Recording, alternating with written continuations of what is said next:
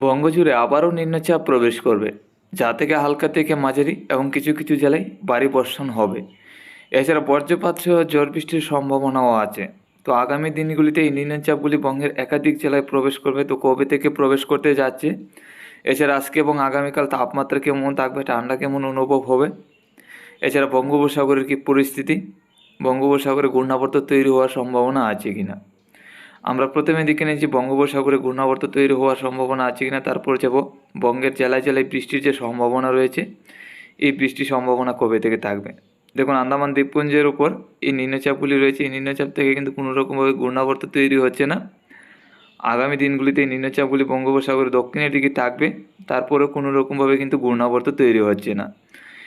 31 তারিখ থেকে 1 তারিখ পর্যন্ত আমরা লক্ষ্য করতে পারছি বঙ্গোপসাগর মোটামুটি পরিষ্কার হয়ে যাবে। তারপর থেকে আবারও নিম্নচাপ কিছুটা আসবে, একটা পাখের মতো থাকবে মধ্য বঙ্গোপসাগরে।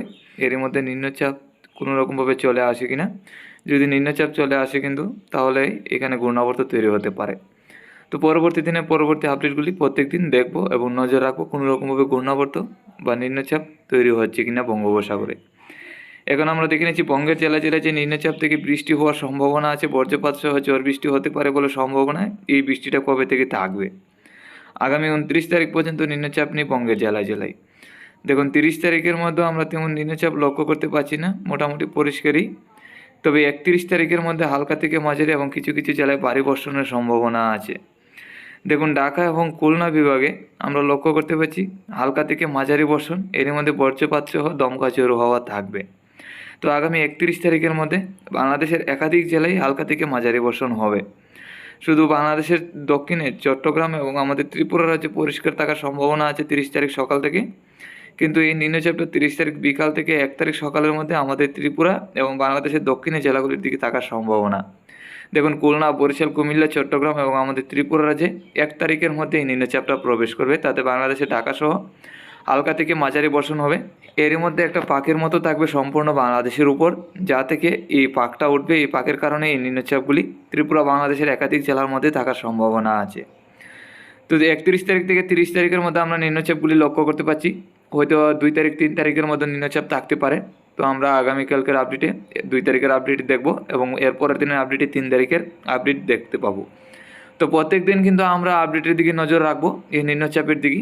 এই বৃষ্টির যে সম্ভাবনাটা রয়েছে, এই বৃষ্টিটা আগামী দিনগুলিতে আরও পারবে কিনা তাও আমরা নজর রাখবো এবং যদি নিম্নচাপ কমে তার দিকেও আমরা নজর রাখবো। দেখুন, আজকে দুপুরের মধ্যে বাংলাদেশে থাকবে 22 থেকে 21। আমাদের ত্রিপুরা, আসামে শিলচর, শিলিগুড়ি, আলিপুরদুয়ার, গুয়াহাটির দিকেও 20 থেকে 22-এর কাছাকাছি থাকবে। আজকে রাত্রের মধ্যে থাকবে বাংলাদেশের উত্তর জেলাগুলির দিকে 10-11, তাতে রংপুর, সিলেট, ময়মনসিংহের দিকে কনকনে ঠান্ডা, রাজশাহীর দিকেও মোটামুটি ঠান্ডা, ঢাকা সহ খুলনা, বরিশাল, কুমিল্লার দিকেও মোটামুটি ঠান্ডা থাকবে। শুধু চট্টগ্রামে 15 ডিগ্রি তাপমাত্রা, এদিকে হালকা পাতলা ঠান্ডা। আসামের শিলচর এবং গুয়াহাটির দিকেও মোটামুটি ঠান্ডার অনুভব হওয়ার সম্ভাবনা আমরা লক্ষ্য করতে পারছি। 13-14 কাছাকাছি থাকবে আজকে রাত্রে। শিলিগুড়ি, আলিপুরদুয়ারে থাকবে 11 ডিগ্রি তাপমাত্রা, এদিকেও কিন্তু অনেকটা তাপমাত্রা কমবে, এদিকেও ঠান্ডা অনেকটা থাকবে। আমাদের ত্রিপুরা রাজ্যের দিকে যদি আমরা নজর রাখি, তাহলে আমাদের ত্রিপুরা রাজ্যে আজকে রাত্রের মধ্যে 13-14। দেখুন, আজকে রাত্রে আমাদের ত্রিপুরা রাজ্যেও কিন্তু ঠান্ডা বাড়তে চলেছে।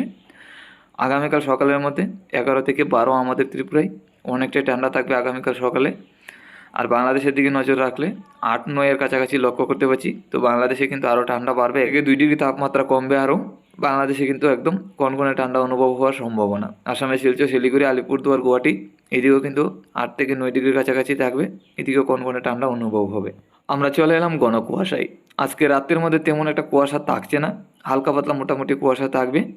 কিন্তু আগামীকাল সকালের মধ্যে আমরা লক্ষ্য করতে পারছি কিছু ঘন কুয়াশা আমাদের ত্রিপুরা, বাংলাদেশের চট্টগ্রাম, আসামের শিলচর, গুয়াহাটি, শিলিগুড়ি, আলিপুরদুয়ার এদিকে মোটামুটি কুয়াশা থাকবে। এছাড়া বাকি জেলাগুলির মধ্যে বেশি একটা কুয়াশা থাকছে না, বিশেষ করে বাংলাদেশে বেশি একটা কুয়াশা থাকছে না। আমাদের ত্রিপুরা রাজ্যে তেমন বেশি একটা কুয়াশা থাকবে না, হালকা পাতলা মোটামুটি কুয়াশা থাকবে। তবে ধর্মনগর, কুমারঘাটের দিকে একদম ঘন কুয়াশা থাকবে।